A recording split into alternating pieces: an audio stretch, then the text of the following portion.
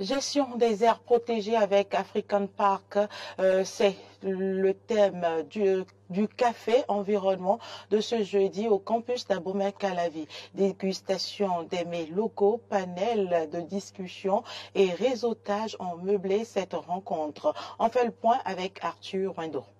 C'est une 17e session du Café Environnement qui intervient à quelques jours de la célébration des 63 ans de l'indépendance du Bénin. Ici, le geste est patriote puisqu'il met en avant les aires protégées. Aujourd'hui, c'est la 17e session du programme le plus innovant d'éducation environnementale. Et puisque nous sommes à quelques jours de la célébration des 63 ans d'indépendance du Bénin, donc nous avons voulu faire un geste patriote en mettant en avant les aires protégées du Bénin, notamment le parc national du W et le parc national de la Pendjari. Et pour réussir la mission, 2 experts ont accepté de venir éclairer la lanterne de ces jeunes engagés pour le bien-être de l'environnement. Eric est le premier. Nous avons présenté la conservation des aires protégées avec African Parks au Bénin. C'est un territoire délimité destiné à la propagation de la faune et à la conservation de son habitat.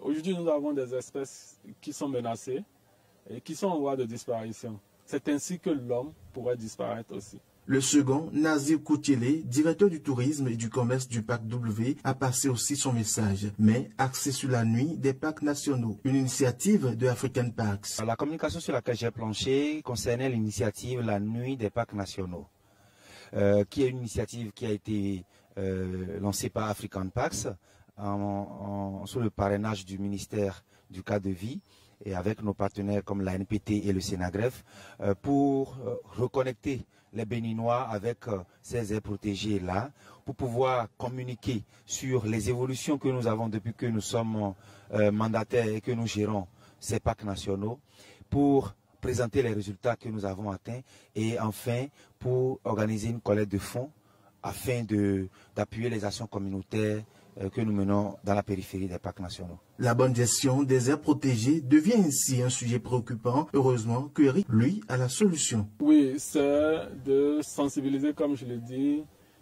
de façon collective pour que la conscience collective fasse un grand pas. Il y a de quoi être content puisque désormais c'est clair comme l'eau de roche qu'il faut participer à la bonne gestion des aires protégées. Moi, je suis juste contente.